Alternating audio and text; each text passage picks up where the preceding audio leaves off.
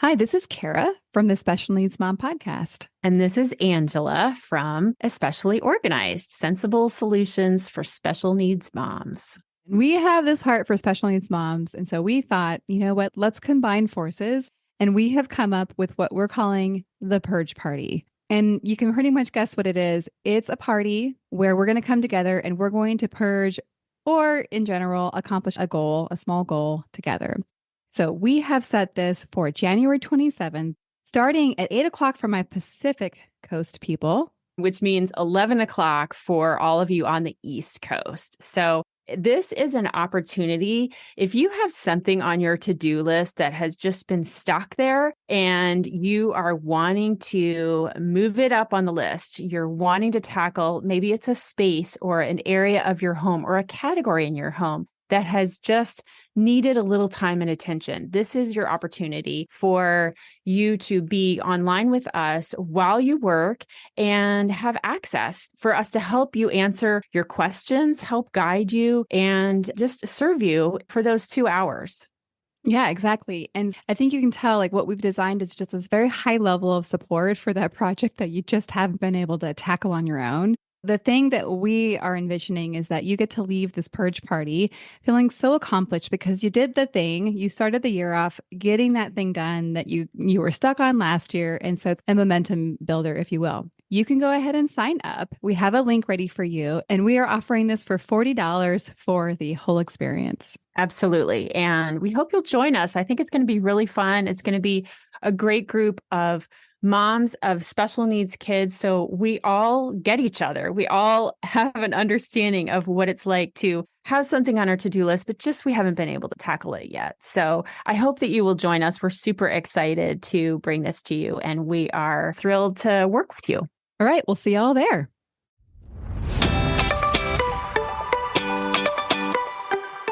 Hi, I'm Kara, life coach, wife, and mom to 4 incredible and unique children. It wasn't all that long ago that my son received a diagnosis that had my world come crashing down. I lacked the ability to see past the circumstances, which felt impossible, and the dreams I once had for my life and family felt destroyed. Fast forward past many years of surviving and not at all thriving, and you'll see a mom who trusts that she can handle anything that comes her way and has access to the power and confidence that once felt so lacking. I created the Special Needs Mom podcast to create connection and community with moms who find themselves feeling trapped and with no one who really understands. My intention is to spark the flare of possibility in your own life and rekindle your ability to dream. This isn't a podcast about your special needs child. This is a podcast about you. If you are a mom who feels anxious, alone, or stuck, then you are in the right place. Welcome. Hello and welcome to the Special Needs Mom podcast and the last episode of 2022. We have almost made it. Today's episode is a replay for a couple reasons. Firstly, I wanted to give myself a little break. And so my editor had a clever idea of pulling out a well-loved episode from the archives and replaying it, especially because this episode was originally released about 10 months ago, and it is one of the top listened and requested. And I think it's a really good time to have this conversation because many of you will have had your children home for the holidays, and many of you might not be enjoying it. And so there's a lot of internal conversations that come up during this time of year. And that's why I thought this would be a perfect replay. So here we get into an episode that I recorded last year, and it's called Impermissible Thoughts About Your Child. Enjoy. I'm excited to talk about this. The concept is having what I call unpermissible thoughts and feelings about your special needs child. And this comes up a lot, actually. And you might be like, what are you talking about, Kara? But I'm going to share the actual thoughts, and then you're going to be like, oh, yeah, I have thought that. And the reason I call it unpermissible is because I think most of us would have a hard time admitting out in the open, in the wild, as I call it, that we have these thoughts or that we have thought these things or that we feel this way about our child or have felt, right? Some of it might be in the past. And I guess I just want to kind of bring it out in the open. I want to normalize it. I want to give you some places to look, some opportunities to kind of learn to recognize this. And, oh my goodness, ladies, let's stop feeling the shame and the guilt and layering on the judgments. So I'm going to go into all the details. I'm going to break it all down, but I want you to listen to these thoughts. And I want you to see if any of them you have thought before or a flavor of them, or if you had some to add to the list. Maybe you're like, well, I haven't thought that, but I do think this. And I want you to pay attention. And if you feel often guilty or resentful, especially resentful of your child, or really, really guilty, or really, really deep shame, then I want you to consider that you might be thinking some of these things that are producing those thoughts. And I want to invite you to another option. All right, here's the thoughts I brainstormed. I hate my child. I wish my child was never born. My child is ruining my life. I can't do this. I wish I could run away. I just wish my child would act normal. This is so embarrassing. This is too much. I can't take it anymore. So this was just a quick brainstorm, and these are all actual thoughts that I have heard come out of mothers' mouths. And as I say that, I don't say it as, can you believe this? I say that as that I had the opportunity to encounter a mom who firstly was being honest, which I admire and appreciate in the sense she was willing to admit that she had these thoughts. And also I meet her and think that this mom is encountering some obstacles that she's not equipped to handle, that she's trying to make sense of all this and she's doing the very best she can. And so I want to put one quick note here until I kind of go into the main points I want you to consider. But there's a lot of talk about positive thinking. And in general, I think it's probably a good idea. Let's be positive. That's generally helpful. But I think when we over apply positive thinking to tell ourselves that we can only think what we would call good and happy thoughts, then I think it kind of sets us up to then feel real bad when we think about anything else than positive things. And also, it doesn't give us the space to have the experiences that a full human being has, which are not always positive. So watch for the trap of positive thinking and thinking that you're not being positive enough or that you're doing something wrong. So I want you to consider these things when we talk about unpermissible feelings. Firstly, I hope you get this already, that you're obviously not alone, right? So if you have thought some of these thoughts, or like I said, a variation of them, then you are in a welcome community that understands you. And it's interesting that many of us, when we think these thoughts, I think we also think that nobody else thinks this way. That you might be the only mom that would go so far. And you might even think there must be something wrong with me. I know certainly along my journey of kind of getting to know myself and kind of understanding where I would get stuck and all these kinds of things, that was a definite go-to. It was like, something must be wrong with me. I think I'm broken. Especially when it came to feeling feelings. I really was convinced for a while. I was like, I think I must be broken because it's just not working, which wasn't true. So if you feel like, wow, something really went off here, no, nothing is necessarily wrong with you. You might have some recovery work to do. You might have some de-escalation, some emotional regulation to learn, but you are okay. Okay. Second concept I wanted to put in here is that there are no bad, in quotes, feelings or thoughts, just actions. And even that word bad is a very subjective word, but I want you to really learn to separate having a thought or feeling versus doing something. Something I thought to kind of help illustrate this is the idea of dreams. Have you ever had a dream that is just out of this world where you wake up and you're like, whoa, that was pretty gnarly? I mean, I've had dreams where I kill people. I've had dreams where I'm, let's just say, having inappropriate relationships with other men besides my husband. And so you wake up from these dreams and you're like, whoa, that was okay. What's happening here? And, for me, I'm kind of like, okay, this is interesting. Okay, subconscious, what maybe messages is here for me? Like maybe I'll do a little Google, like what does it mean when? But because I think dreams are actually fascinating. But I guess the reason I wanted to bring this up is that you don't hold yourself accountable for your dreams. You don't wake up and be like, how dare you? I can't believe you had that dream. In the case of murdering somebody, don't worry, guys, I'm not going to kill anybody. You would never wake up and be like, how dare you thought about killing that person? Or even worse, how dare you killed that person in your dream? And so just this simply illustrates the difference between a thought, which is a dream, and your action, right? So killing somebody, clearly, again, this is a very hyperbolic illustration, but I think you clearly see the difference.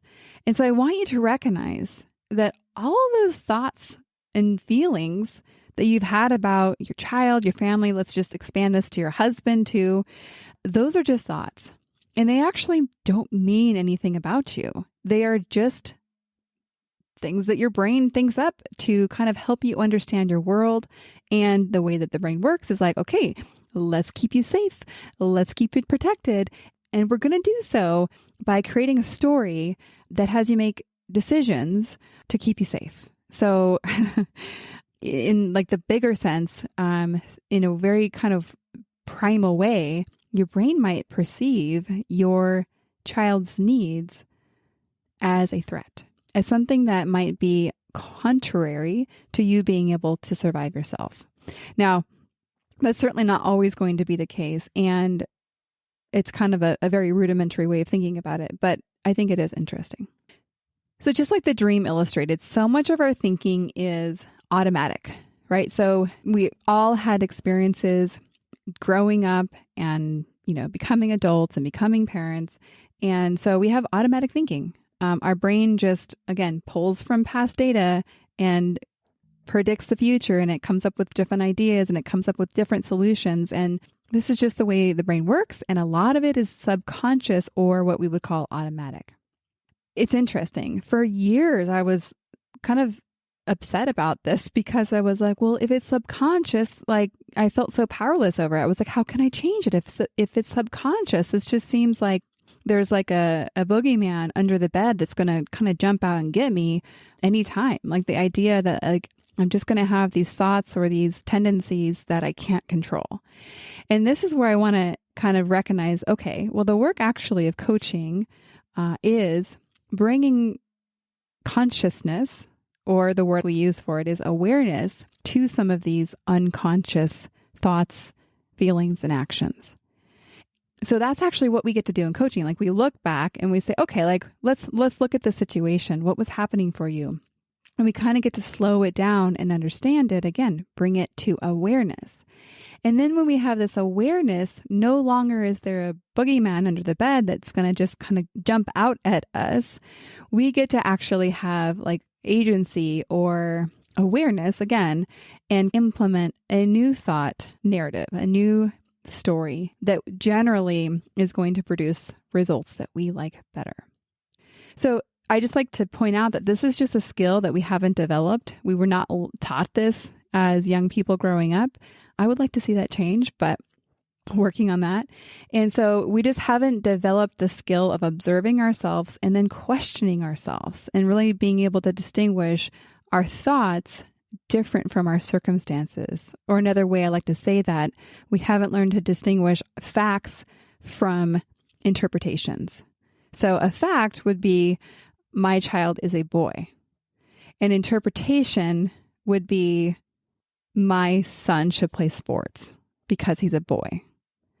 I don't know. I just came up with those. They're kind of random examples, but do you see the difference? Like, so one is unquestionable that biologically my son is a boy. And then the other one is just a thought that I just kind of pulled it out of the blue. But actually I would say, like, generally my brain does think that, well, I think all people should play sports, but that's just probably because I like to be active. And so actually, I wasn't planning on talking about this, but do you see how that automatic thought of mine of my son's a boy, he should play sports, combined with, and my son is physically disabled.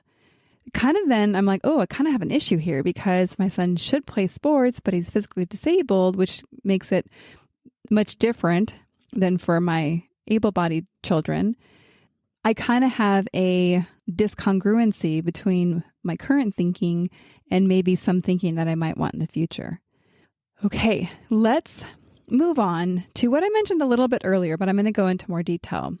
So why are you having these thoughts? Let's look at okay, Kara, I'll go with you. I'm not alone. They're not bad necessarily. Doesn't mean I'm a bad person, but why do I keep having them? So the answer is, your brain, I'm going to say actually, is trying to solve the problems of your life. My guess is that something about your child's needs, future, whatever it might be, is hitting up against something that you think you now can't have because of that child's needs or because of the child's disabilities in some way. Your brain looks around, does a little scan and says, it seems like I can't have freedom, as an example, because my child's going to require one-on-one care for the rest of their life. So naturally, your brain's conclusion is the child is clearly the problem. Or it might not turn it on the child necessarily. It might think, okay, well, I'm never going to get to be happy then because of this situation. So that might be a thought that you have as well. So some of you might end up finding that you have resentment for a child that you're kind of predicting will require one-on-one care for long term or into their adulthood. And so this resentment is kind of your way of trying to basically blame the child for taking the experience away from you. Now, again, your brain's trying to make sense of this. And we have been taught to blame in a lot of circumstances. And it's usually way safer emotionally to blame something on somebody else than it is to actually take responsibility for it and to look at what we are doing or who we are being that's having us create the result that we have. Again, this ripples out and affects much more than just being a special needs mom. This happens everywhere, right? So when I coach in executive settings and in businesses, this happens. When I coach in personal relationships, it happens. It happens everywhere. Another example of why we're having these thoughts is, we're trying to find a way out. We're trying to find a way to avoid the pain that we are experiencing or that we're trying to avoid. So oftentimes we actually can't see a way out besides eliminating the thing that we think is causing the pain. And so we think, I'm going to grossly simplify it here, but we think, this child's causing the pain. Why don't I eliminate the child? Then I won't be in pain. And so I'm sure you can hear when I'm saying that obviously would not work. Clearly, then there's going to also be a pain of not having that said child anymore. And so this is actually something I'm going to talk about in the future when our brains kind of make predictions, but they make errors, they make mistakes. They actually have faulty data that they're using. And so therefore, something appears one way and it actually feels pretty concrete. But when we closely analyze it and look at it from a little different lens, we realize, I'm actually creating the exact thing I don't want. And like I mentioned a little bit earlier, another reason why our brain does this is because we really just can't picture anything else. And we desperately want it to be different. You're just like, I don't want to feel this trapped or this sad or this stuck or this tied down. And so your brain, again, focuses on what it sees. And here's what's interesting, actually. Usually it doesn't see solutions that don't exist yet. It doesn't see how your relationship to a certain situation can be an avenue to escape the pain. So there's this entire opportunity that your brain just can't conceptualize. It's not familiar enough to it yet. And so it focuses on something that it can easily see, which unfortunately just doesn't produce the result that we want. And the last point I want to make about these unpermissible feelings is that if you're like most people, you're probably topping these thoughts off with a nice little layer of judgment. That you're probably thinking, a good mom would not think like this. There must be something wrong with me, like I said earlier.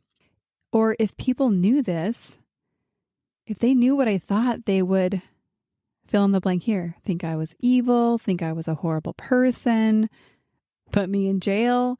Again, some of these thoughts feel so contrary to what we ever thought we would think about our children.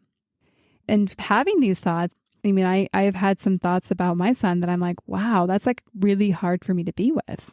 It hurts me that I have that thought. And that's different than judging. I could do a whole podcast on judging in itself, and I know I've touched on it in previous episodes, and I will do one in the future.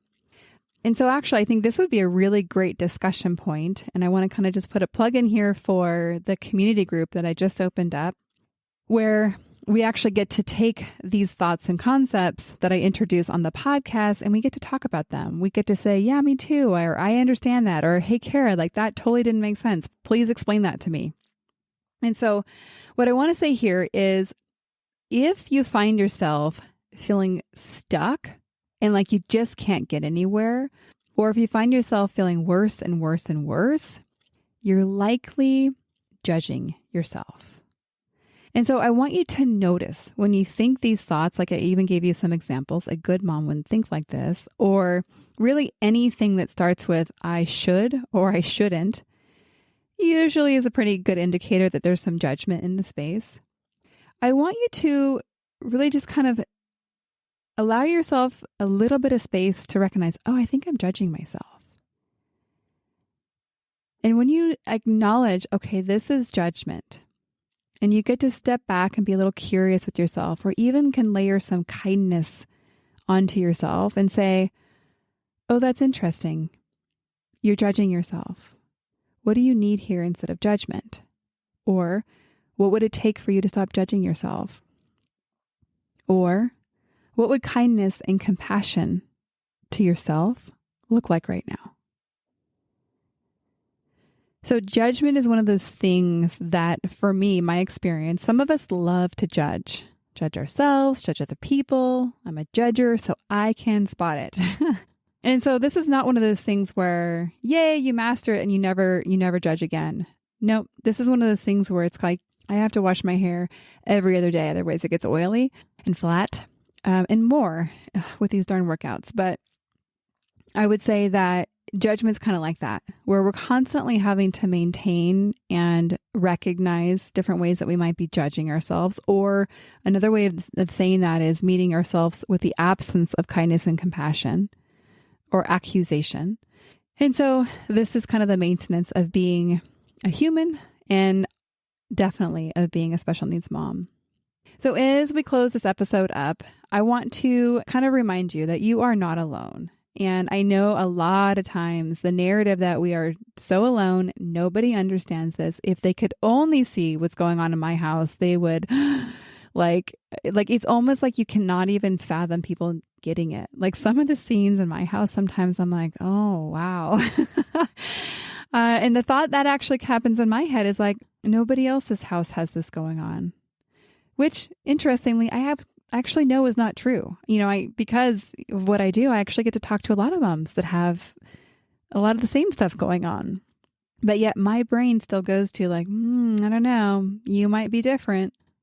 So if you want to explore these options more, I do encourage you to reach out. And there's a lot of different options now, hopefully not to confuse you. I don't think so. You guys are all very bright. Just go to the show notes and you'll see the options. And you know what? You are a part of a community that cares about you. So I look forward to connecting with you, hearing your thoughts about this, and we will see you on the next episode. One more thing before we officially wrap up this show. Sometimes when I'm listening to podcasts, I have the experience of wanting more. I'm listening at the very end thinking, I sure wish that episode didn't end. I invite you, if you feel in any way the same way, I invite you to the Special Needs Mom podcast community, which is a free group that I host on Facebook, where we as a community of fellow moms who listen to this podcast and are experiencing life in similar shoes, get to talk to one another, get to share stories, get to actually interact. I hope you'll consider joining. See you over there. One more thing before we officially wrap up this show. Sometimes when I'm listening to podcasts, I have the experience of wanting more. I'm listening at the very end thinking, I sure wish that episode didn't end. I invite you, if you feel in any way the same way, I invite you to the Special Needs Mom podcast community, which is a free group that I host on Facebook, where we as a community of fellow moms who listen to this podcast and are experiencing life in similar shoes, get to talk to one another, get to share stories, get to actually interact. I hope you'll consider joining. See you over there.